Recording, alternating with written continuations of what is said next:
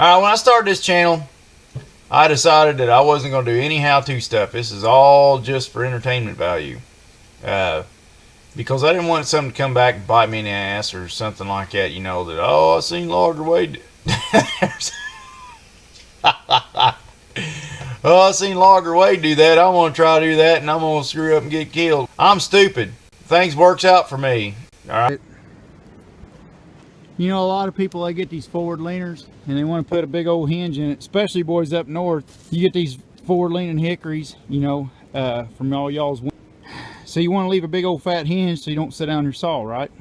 Well, the problem is you're, especially if you're a little inexperienced, you're taking a chance barber chairing on you and strapping you in the face. So what we started doing around here is we started doing what we called a step stump. There's Roger Dodge over there. He had a big part of coming up with this stump too. Me and him kind of came up with it together. But say you're on plane here, you got your notch in, you put your hinge in, and you can leave it fat, even leave a big old hinge on a hickory too, and it'll, what it does, it's a tree that can't barber chair. What happens is when you barber chair, is it'll split right here and the butt will start kicking out. So all you got to do is make a lock to where if it tries to barber chair, it can't, because you got it hemmed in with wood behind it. So you stab in behind and make your hinge, and then it only has to be a bar's width or whatever, and then come back, step up a few inches, and then make your back cut. And then what happens is when a tree starts to fall, it'll start trying to open, and it'll see this lock back here. Alright, I'm going to freeze this a second. The way I explained it here, where my finger's at, there's fibers running up that tree. Them fibers has to be cut through on both the bottom plane and the top plane, or else the son of a buck can barber chair and do the same thing all over again right where my finger is. So that is important, that the two cuts bypass each other with some grace, where the saw blade is and where the cut is below. And it won't be able to open. So what'll happen is it'll hold that tree together as it starts raising up out of that lock, and by the time this bottom gets up out of that lock, you've already have enough of the hinge busted to where it ain't gonna barber chair on you. And if you're on a tree that you're really, I mean, you can offset that lock 4 inches if you're worried about it, but a couple inches usually works, couple 3. But wire line out there, and yeah, let's hope this goes right. All right, I'm gonna leave this run a minute.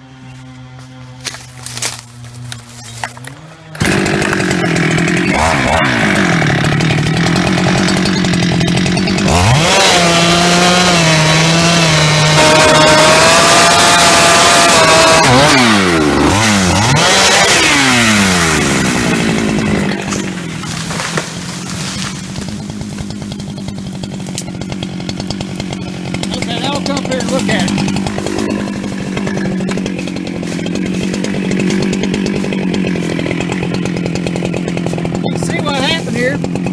Okay, I'm going to freeze this one more time. Look at that little slot that pulled up out of that stump. See where my hand is on? That little 4-inch piece pulled up out of that stump. That was pulled up because there was so much pressure on that sucker that it actually pulled that up out of the stump as the tree was falling. That's how much pressure that was pushing against the back there when it started to fall. Just to give you an idea of what kind of pressure's there and how much hold that thing's got, if you see what I mean. Here's her lock. Here's her lock. And I mean, I know it's an overkill, it's a red oak, I mean, I know that, but this is just for demonstration purposes. If this had been a hickory, you could have left it go and it still wouldn't open up on you. But as it rises up out of that lock, you know, it's making sure these fibers back here break. And then by the time it comes up out of that lock, which the trees already fell at this angle before that happens, and there's already enough busted in, you ain't gonna barber chair nothing, even a damned old assy hickory. But, and here's what it looks like on the butt. And if you're tight, trim the butt up, make it look right. But there's that lock right there.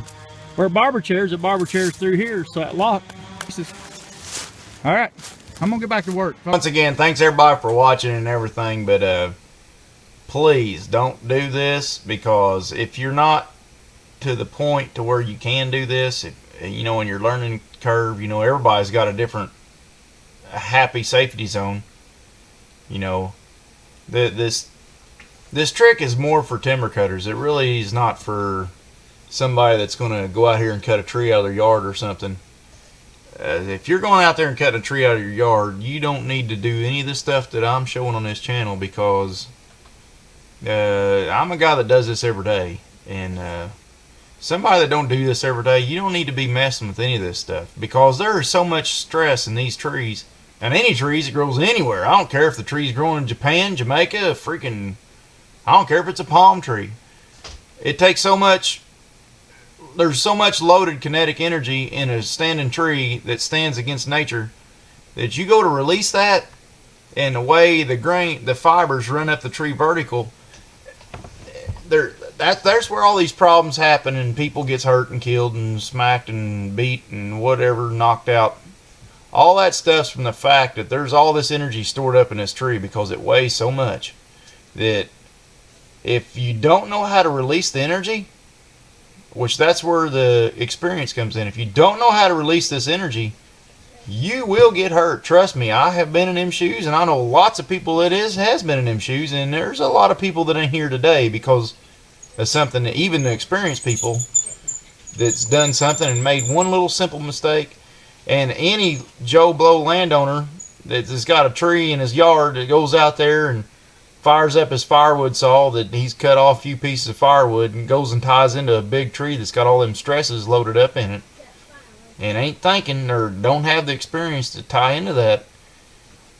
You need to be, I mean, I ain't trying to sound like a logger's freaking God or nothing. I mean, we're all half freaking silly and stupid, you know. Ain't like nothing somebody can't learn, but all trees are made different, but yet they're all the same. They're all different, yet they're all the same. But I mean, somebody that experienced hands is the only hands that needs to be fooled with this. So that's all I'm trying to say. I know I've drug it on, whatever. But thanks everybody for watching, and have a good one. And maybe if you're a logger out there, this might help you. Maybe not. Maybe it's stupid. Either way, don't try it, and do not. If you're still alive when you get done with all this, don't tell them where you got it at. No, that don't even sound right. No, just don't do it. Don't do it. Don't do it. Thank you. Everybody have a good one. Subscribe. Leave me likes and comments. Love y'all. Later.